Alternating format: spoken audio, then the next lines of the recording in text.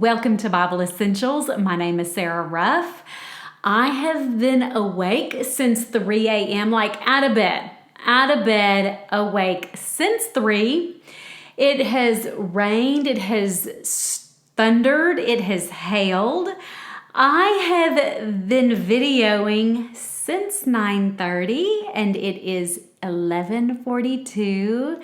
I videoed 4 chapters this morning and realized my microphone was not plugged in. So we are doing this, chapter 17. I'm going to do this again this morning with a smile on my face. I'm probably looking a little haggard. If I'm looking a little haggard and hot, it's now bright and sunny after these couple hours. And so, gosh, I just got to get started. I got to at least get one chapter. So I'm going to do chapter 17 today. But before I get there, let me just remind you where we were last week in chapter 16.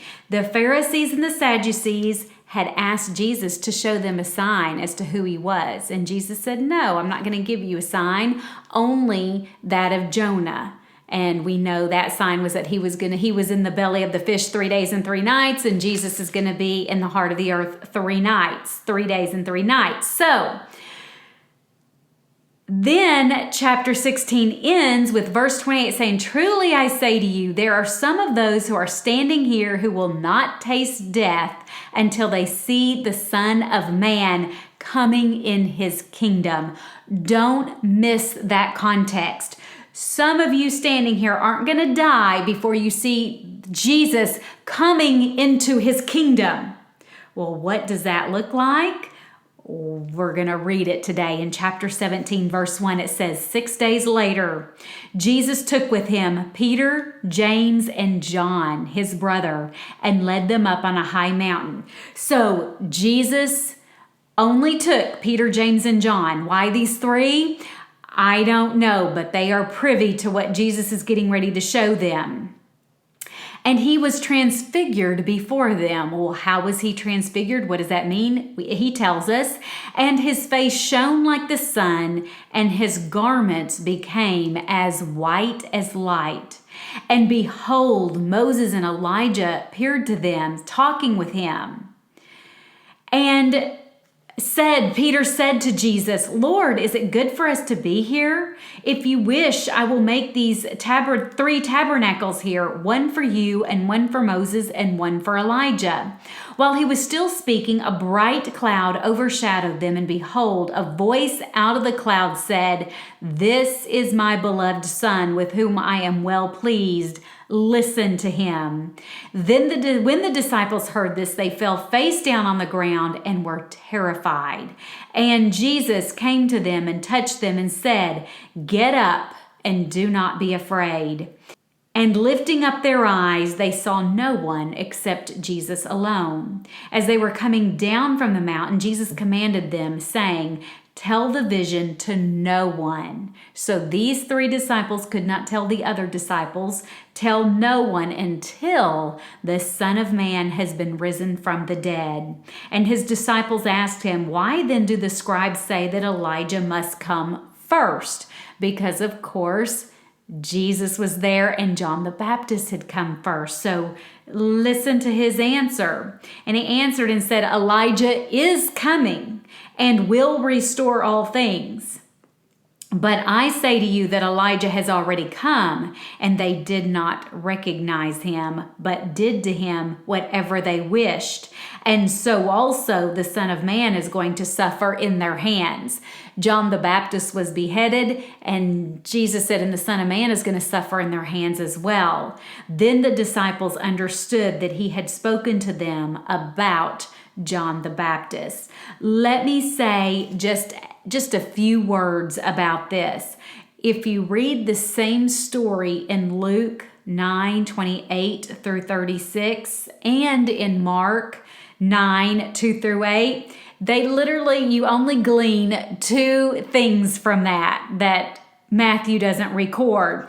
They tell us that what Moses and Elijah was talking to Jesus about was his departure that was going to happen from Jerusalem, him leaving the earth.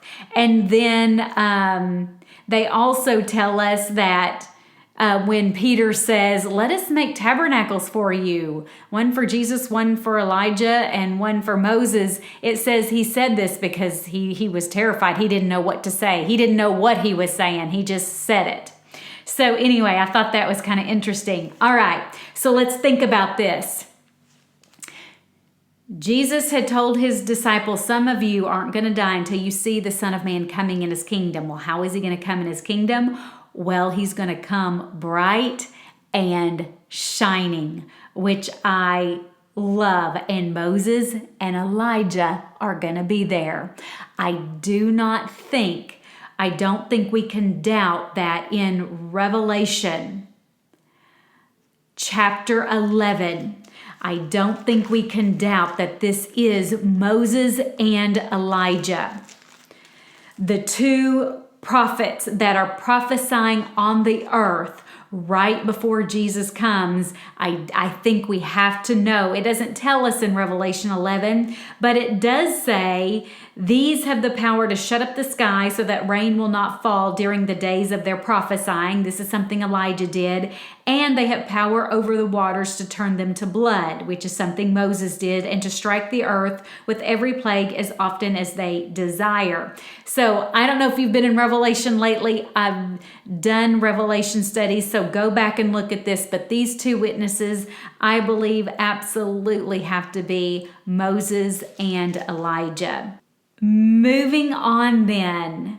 Let me just make mention of this. Again, the Sadducees and Pharisees didn't get to see a sign, but Jesus chose to show this sign to Peter, James, and John. I don't want you to forget that. Okay, verse 14. When they came to the crowd, a man came to Jesus, falling on his knees before him, saying, Lord, have mercy on my son, for he is a lunatic and is very ill, for he often falls into the fire and often into the water. I brought him to your disciples, and they could not cure him. And Jesus answered and said, You unbelieving and perverted generation, how long shall I be with you? How long shall I put up with you? Bring him here to me. And Jesus rebuked him, and the demon came out of him, and the boy was cured at once. Then the disciples came to Jesus privately and said, Why could we not drive it out?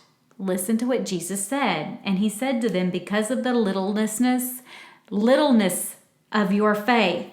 For truly I say to you, if you have faith the size of a mustard seed, you will say to this mountain, move from here and there, and it will move, and nothing will be impossible to you. So he's talking very specifically to his disciples here in this context.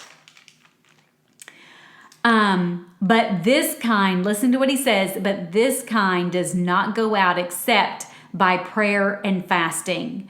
And while they were gathering together in Galilee, Jesus said to them, The Son of Man is going to be delivered into the hands of men, and they will kill him, and he will be raised on the third day. And they were deeply grieved. Now, what in the world is this story about? Why tell us this story? Well, I think to add to and to confirm that he is the Son of God. These disciples could not cure this boy, call these demons out, but Jesus could. And he said, because, listen, this one can only go out by prayer and fasting. Well, prayer and fasting is seeking God. It's coming before the Lord, beseeching him to do something. So only God can do this. Only God's Son could do this. Who's God's Son could do it. Do you see where I'm going with that? I think that's what the point of this was. Jesus just confirming, I am the Son of God. Okay, verse 24 says, when they came to Capernaum, those who collected the 2 drachma tax. Now in your Bibles, it might say temple tax. This is a temple tax. And they came to Peter and said, does your teacher not pay the 2 drachma tax or the temple tax? Listen to this. He said, yes. And when he came into the house, Jesus spoke to him first. Jesus spoke first, saying, what do you think, Simon? From who do the kings of the earth collect custom or poll tax from? Their sons or from strangers? So someone came to Peter and asked, hey, does your teacher pay the temple tax? And Peter said, well, yes. And Jesus came to Peter first and said, what do you think, Peter? The kings of the earth, do they collect taxes from their own sons or from strangers? And Peter said, from strangers. Jesus said to him, then the sons are exempt, meaning the son, Jesus, is exempt from paying his father's temple tax. Do you see that? However, so that we do not offend them, go to the sea, throw in a hook, and take the first fish that comes up. And when you open its mouth, you will find a shekel. Take that and give it to them for you and me. All right, if I could sum up chapter 17, I would sum it up by saying Jesus is the Son of God, and we cannot question that. Not only did we see him transfigured and a God out of the void, God say, this is my son, listen to him. Then healing the son that was demon possessed. The disciples couldn't do it, but Jesus could do it. Only Jesus could do that. And then we are talking about the temple tax, God's tax. And Jesus shouldn't have to pay it because he's the son of the Father, that's his house. But he said, so that we don't offend him, let's go ahead and pay. We'll go ahead and pay. So anyway, we cannot deny that Jesus is the Son of God. Next week, we will read chapter 8. And I will be doing this a different day, considering I've been doing this now for quite some time this morning, because my mic wasn't turned on. All right, we'll see you next week for chapter 18.